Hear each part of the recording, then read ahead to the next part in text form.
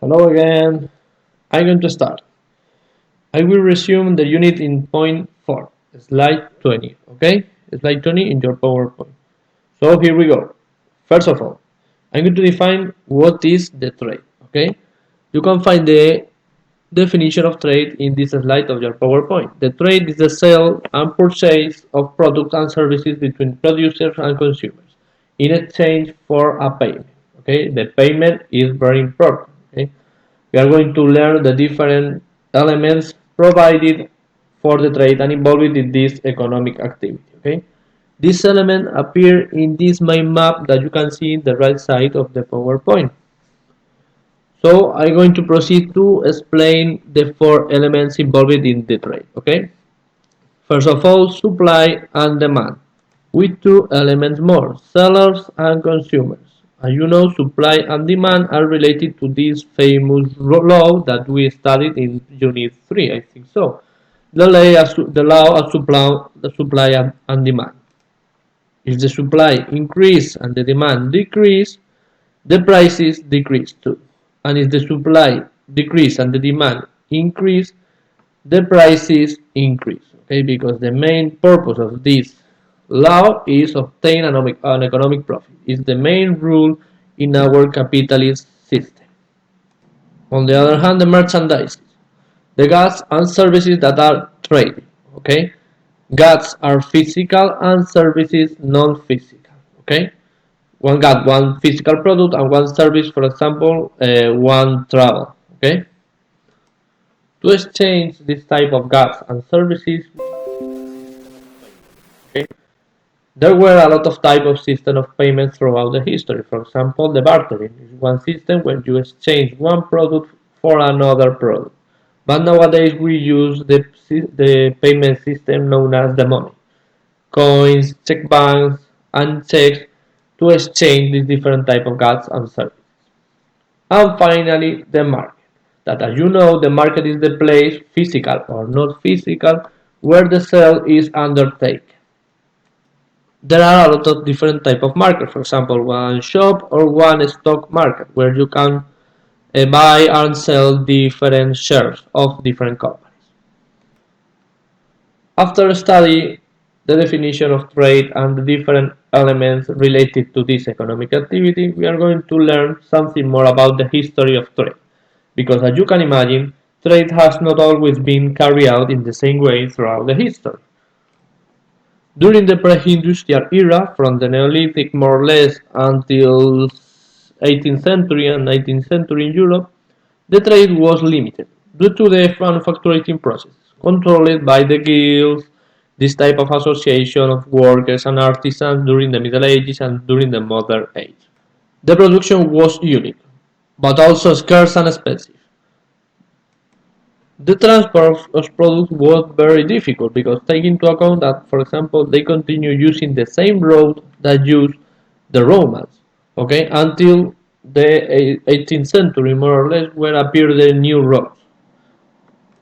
But overall, the main obstacle for this type of trade, for the spread of trade around the world, were the poor living condition of the majority of population. Okay, this type of living conditions limited the purchasing power and also hindered the trade. But all the situation changed during the Industrial Revolution and the Industrial Era. During this era occurred the different discoveries around the world and the spread of Europeans around the world.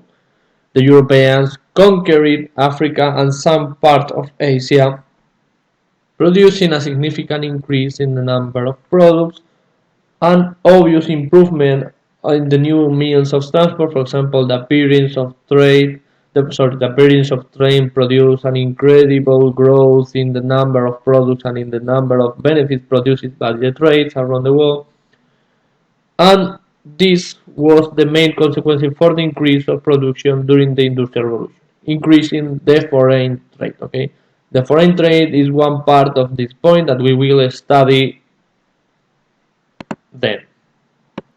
Finally, we are going to talk about the trade nowadays. If you look at the graph in the left side of your PowerPoint, the growth in world trade, that is the title of the graph. If you pay attention to the graph, you can see an incredible growth of commercial services and merchandise from more or less during the 1960 decade to nowadays. Okay, but for me the most important part is the key map. Okay, the commercial services, for example, started its growth overall at the end of the 20th century, in comparison to the merchandising that started its growth during the decade of 1970. What is the main reason behind this type of growth? Many commercial services are related to the use of internet and telecommunication, and this type of industry started its growth at the end of 20th century in comparison to the different production of products that produced its main increase after the Second World War, as you can see in the graph. But in general lines, trade has undergone a huge expansion since the 1980s. Okay, the production has diversified. What is the meaning of that? That more products produce more type of consumers, and this type of production is diversified for this reason. Then appear new forms of sale. Okay, in the past, if you want to buy one product or you want to sell one product, the best way is establishing one type of a little shop or one market stall. But nowadays you can find different ways to sell and buy your products. For example, the most famous is using different online platforms such as Amazon or AliExpress. These aspects are related to supply, but in relation to the demand, in relation, sorry, in relation to the buyers, there are different characteristics that I'm going to highlight them. The most obvious is the increase in purchasing power of the majority of population around the world. The better living condition has increased the, the buying power of people. On the other hand, we are consumers better informed than in the past. The different brands highlight the different characteristics of its products. We take into account the quality of the product, and overall we compare the different prices. On the other hand, we cannot understand the trade nowadays without the market. If you remember, I told you the story about the marketing campaign produced for one famous publisher during the 1930s, whose name was Edward Bernays, who created the campaign Torches of Freedom to encourage the consumption of tobacco among the women. Finally, another aspect to take into account is the relation between shopping and leisure activities. Nowadays, we identify the shopping activity as a good and a perfect way to spend our leisure time. The high growth and spread of telecommunication industry around the world has changed the trade as we know as nowadays.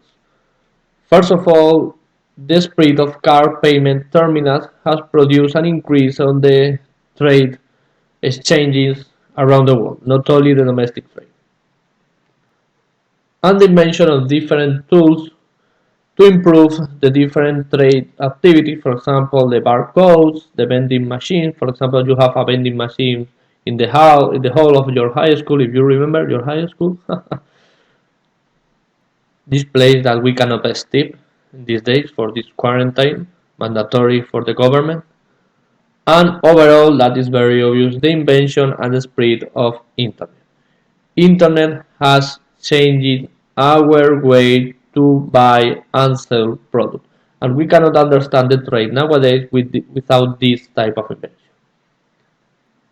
As you can see, all these photos are related to the previous topic. For example, in one of them appear different brands related to electronic devices: Samsung, Nokia, Apple, Kindle. The majority of them related to mobile phones, but for example, Kobo and Kindle are brands related to the ebook production.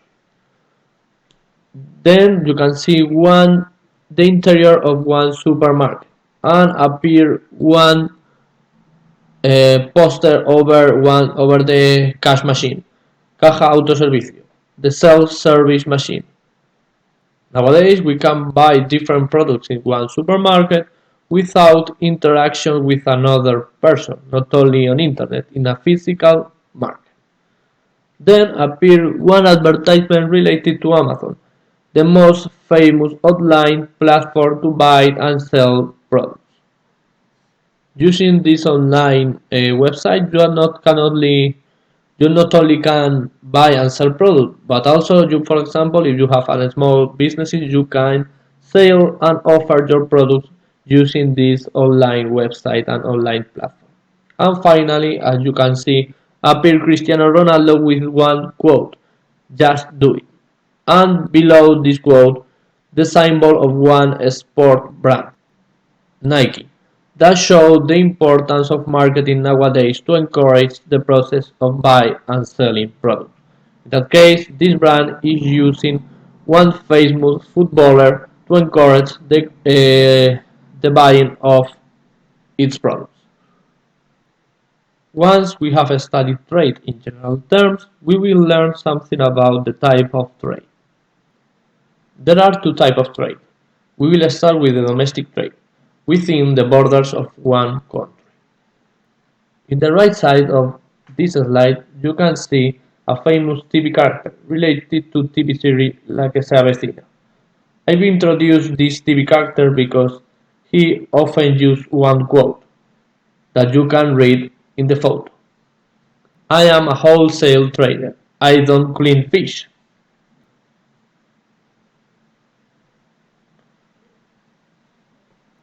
This quote is very important because highlight perfectly the difference between the wholesale trader and the retail trader. In that case, he is comparing one fishmonger, in that case, one wholesale trader related to the fish, and one fish retail trader. In that case, sorry, I make a mistake. Fishmonger means pescadero. Fish wholesaler means one wholesaler trader related to the fish. The wholesale trader buy the fish in the slice or lonjas, and then these people sell its product to the fishmonger in the cities. So one wholesale trader buy the merchandise from the producer, selling the merchandise to another trader or businesses, and the retail trader buy the merchandise from the wholesale trader, selling it to the consumers. So the fisherman catch the fish, then bring this fish to the slice to one place to buy and sell fish. Then there, the wholesale trader related to the fish buy the product, a huge quantity of this product, and then the wholesale trader, in that case Antonio Recio, sell its his product to the retail traders, in that case to the fishmongers. Then appear another important aspect, the cities as a centers of trade. Historically, the cities have been an important center of trade. That is the main difference between one city and one village in relation to the economic activities. The village, the main activity are all these activities related to the primary sector in comparison to the cities that the main activities are the industry and the trade. Finally appear another concept, the retail spaces. The retail spaces are areas in the cities where the consumers can buy the different products. Now we are going to show you different retail spaces that you can find in one city. To understand better this part, I'm going to highlight the retail spaces and then I'm going to give you some examples in Alcalá. According to the different areas covered by this type of retail spaces, we can divide the different retail spaces in the urban center and in the periphery or outskirts. In the urban center, for example in Alcalá, in Cervantes Square or in Calle Mayor, we can find the traditional businesses, the traditional shops. This type of retail spaces are in crisis nowadays because they cannot compete against the large retail stores, the supermarkets and the supercenters and the different type of big retail spaces. In the outskirts, we can find the large retail stores, supermarkets, superstores, department stores, shopping centers, and shopping parks. There are many similarities between all these retail stores, so sometimes can produce confuse to try to difference the different type of retail stores. But we are going to show you the differences between all of them. With the letter A, the supermarkets, where you can buy daily products and these products have low prices. For example, different companies such as Dia or Ahorra Más. With letter B, the superstore, one retail space where you can find a greater variety of products in comparison to the supermarkets. For example, in Alcalá, Carrefour, in Via Complutense, or Mercadona. With letter C, the department store. These type of retail spaces are divided in different departments: clothes, food, technological device.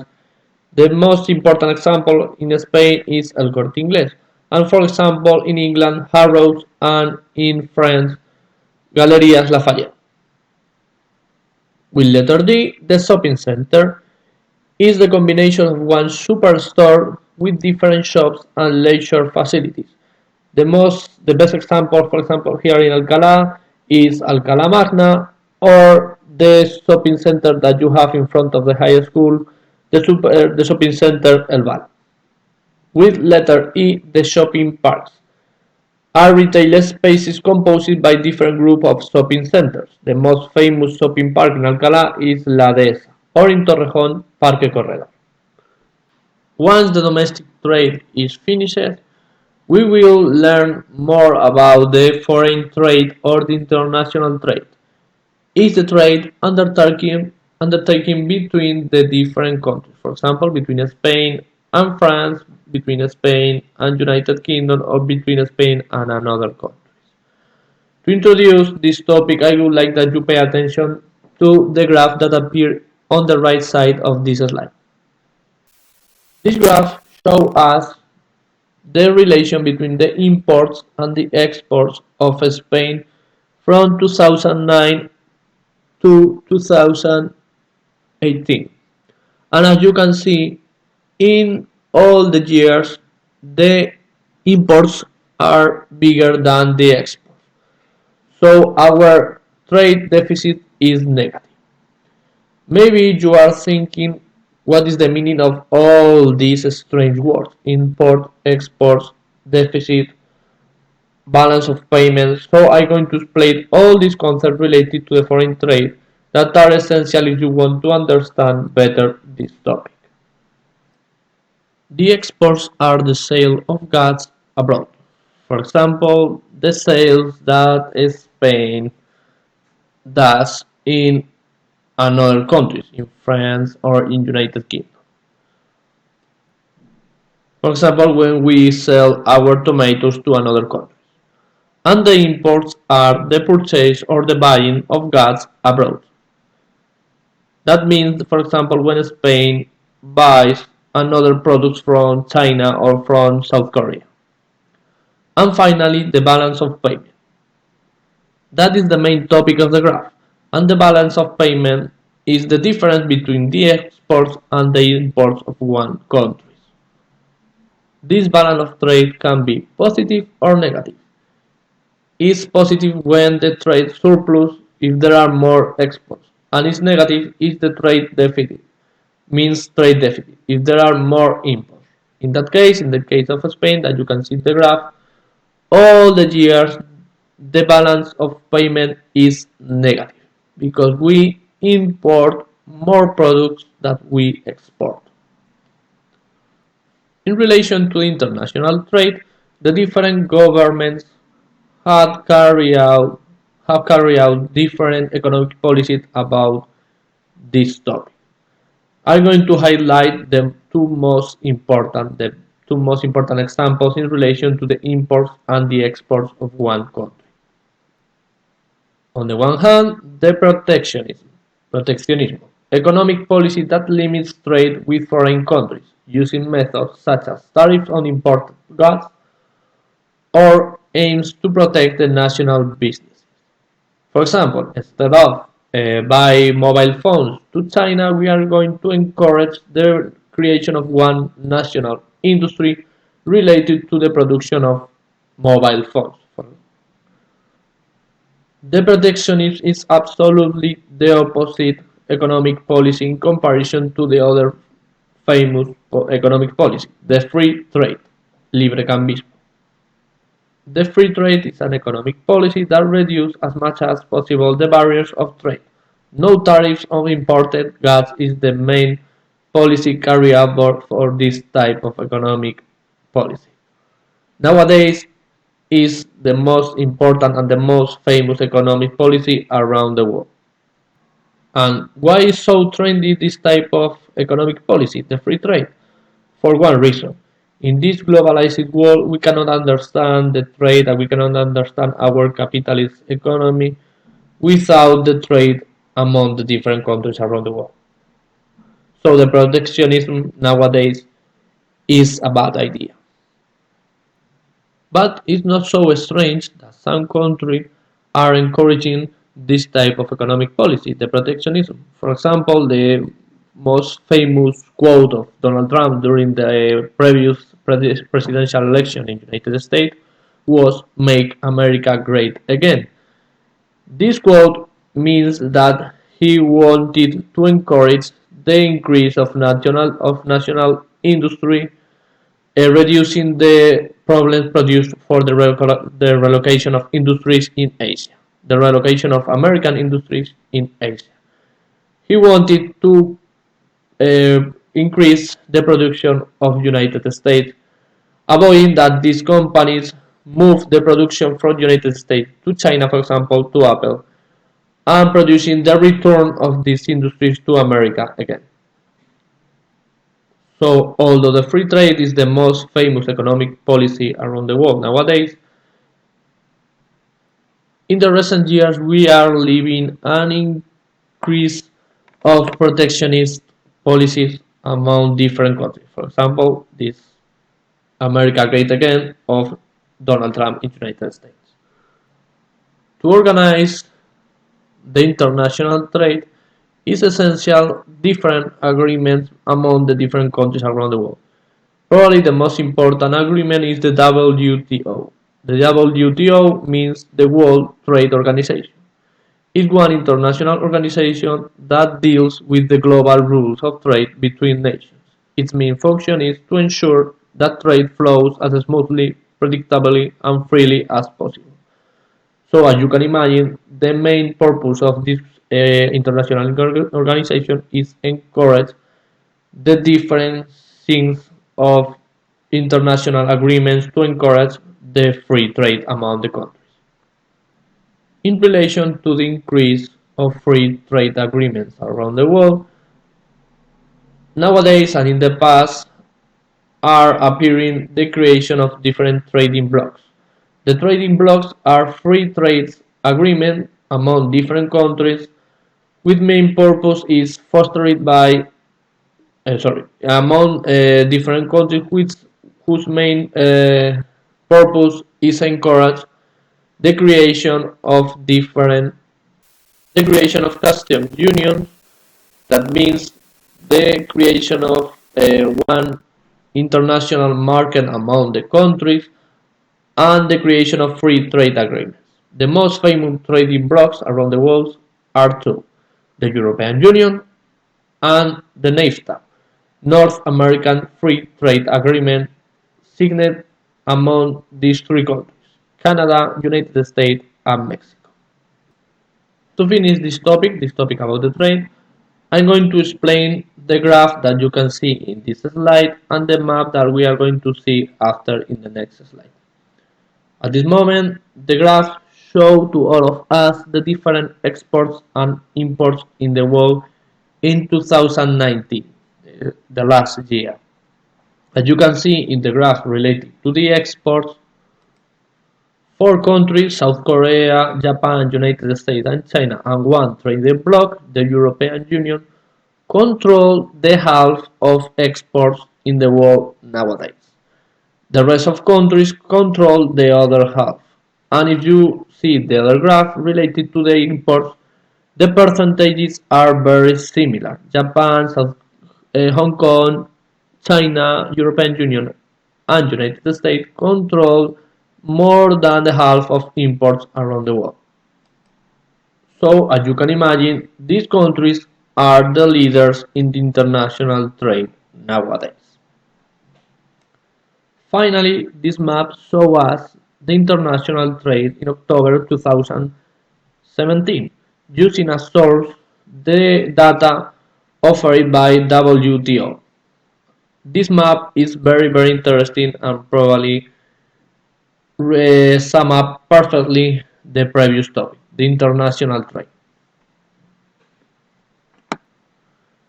The map shows us the value of trade among the different continents, in that case using as reference the billions of dollars. So I'm going to compare the trade between continents to show you the balance of payment among the different continents.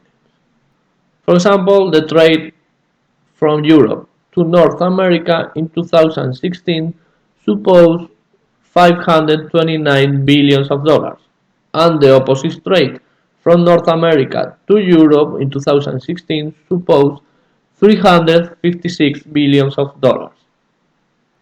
So Europe exports more products than imports from United States and Canada. So that means that the balance of payment between Europe and North America is positive for Europe. But if we compare the trade between Europe and Asia, from Europe to Asia suppose 654 billions of dollars, and from Asia to Europe suppose 847 billions of dollars. So in that case, the balance of payment is positive for Asia, not for Europe. With this map, I finish this point. I hope that the explanation has been useful to you, and I want to apologize because this is my first time that I become on a YouTuber teacher. So please don't be too hard with on my mistakes. I send you a warm hug and my best wishes for you and for your loved ones. So enjoy the quarantine and please continue using my website oskipo.historia.blogspot.com and my email address oskipalumnos@gmail.com. Bye bye.